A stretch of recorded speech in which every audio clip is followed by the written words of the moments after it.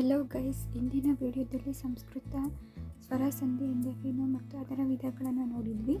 ಈ ದಿನ ಸಂಸ್ಕೃತ ವ್ಯಂಜನ ಸಂಧಿ ಎಂದರೇನು ಮತ್ತು ಅದರ ವಿಧಗಳನ್ನು ನೋಡೋಣ ಬನ್ನಿ. ಸಂಸ್ಕೃತ ವ್ಯಂಜನ ಸಂಧಿ.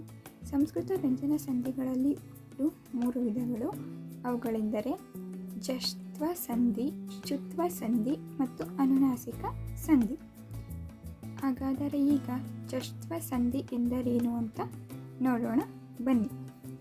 ಜಶ್ತ್ವ ಸಂಧಿ ಎಂದರೆ ಪೂರ್ವ ಪದದ ಕೊನೆಯಲ್ಲಿರುವ ಕ, ಚ, ಟ, ತ, ಪ ವ್ಯಂಜನಗಳಿಗೆ ಯಾವ ವರ್ಣಪರವಾದರೂ ಪ್ರಾಯಶಃ ಅದೇ ವರ್ಗದ ವ್ಯಂಜನಾಕ್ಷರಗಳಾದ ಕ, ಜ, ಡ, ದ, ಬಗಳು ಆದೇಶವಾಗಿ ಬಂದರೆ ಅದನ್ನು ಜಶ್ತ್ವ ಸಂಧಿ ಎನ್ನುತ್ತೇವೆ.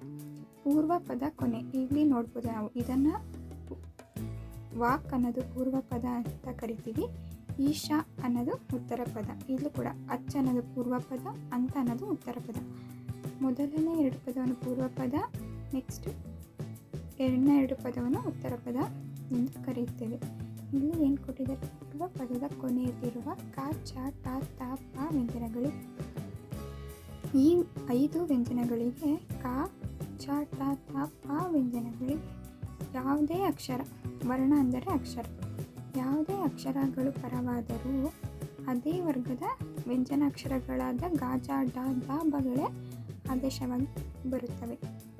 ಅಂತಹ ಸಂಧಿಯನ್ನು ಜಶ್ತ್ವ ಸಂಧಿ ಎನ್ನುತ್ತೇವೆ.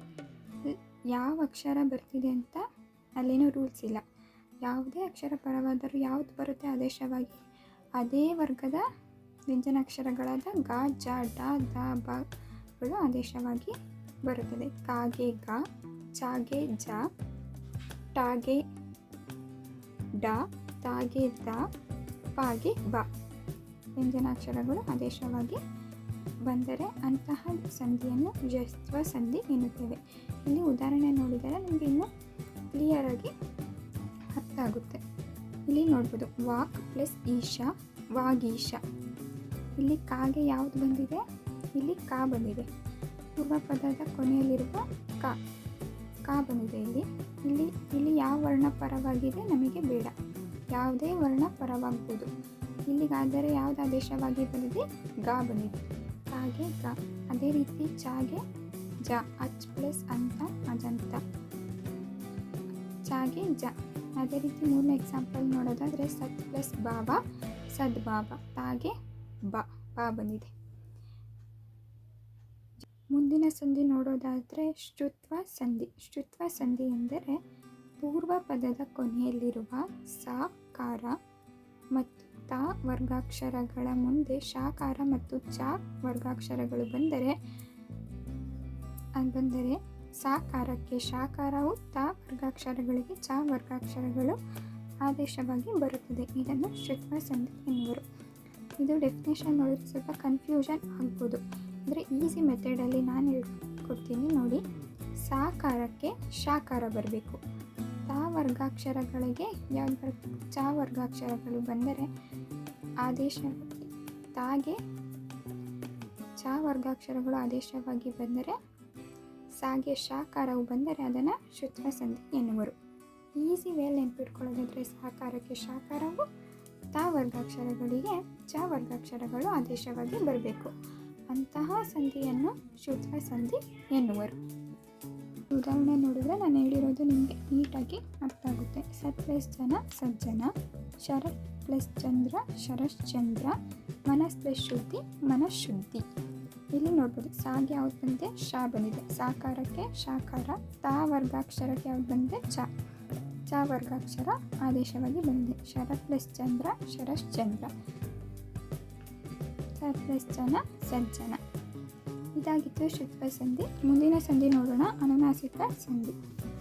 ಅನುನಾಸಿಕ ಸಂಧಿ ನೋಡೋದಾದರೆ ವರ್ಗದ ಪ್ರಥಮ ವರ್ಣಗಳಿಗೆ ಅನುನಾಸಿಕ ಅಕ್ಷರ ಪರವಾದರೆ, ಅಂದರೆ ಕ, ಚ, ಟ, ತ, ಪ ವ್ಯಂಜನಗಳಿಗೆ ಕ್ರಮವಾಗಿ ಜ್ಞ, ಜ್ಞ, ಜ್ಞ, ಜ್ಞ, ನ, ನ, ಮಗಳು ಆದೇಶವಾಗಿ ಬಂದರೆ ಅಂತಹ ಸಂಧಿಯನ್ನು ಅನುನಾಸಿಕ ಸಂಧಿ ಎಂದು ಕರೆಯಲಾಗಿದೆ.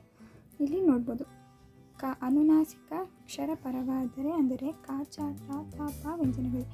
ಈ 5 ವ್ಯಂಜನಗಳಿಗೆ ಅದೇ ಕ್ರಮವಾಗಿ ಅದೇ ವರ್ಗ ಕ್ರಮವಾಗಿ ವ್ಯಂಜನಗಳಾದ ಯಾವುದ್ಯಾವುದು ಜ್ಞ ಜ್ಞ ಣ ನ ಮಗಳೇ ಆದೇಶವಾಗಿ ಬರಬೇಕು. ಕಾಗೆ ಜ್ಞ, ಚಾಗೆ ಜ್ಞ, ಟಾಗೆ ಣ, ತಾಗೆ ನ, ಪಾಗೆ ಮ. ಅದೇ ಕ್ರಮವಾಗಿ ವ್ಯಂಜನಗಳು ಆದೇಶವಾಗಿ ಬಂದರೆ ಅದನ್ನು ಅನುನಾಸಿಕ ಸಂಧಿ ಎಂದು ಕರೆಯಲಾಗಿದೆ. ಉದಾಹರಣೆ ನೋಡೋದಾದರೆ ವಾಕ್ ಪ್ಲಸ್ ಮಯ ವಾಗ್ಮಯ, ತತ್ ಪ್ಲಸ್ ಮಯ ತನ್ಮಯ, ತತ್ ಪ್ಲಸ್ ಮಾನ ಸನ್ಮಾನ.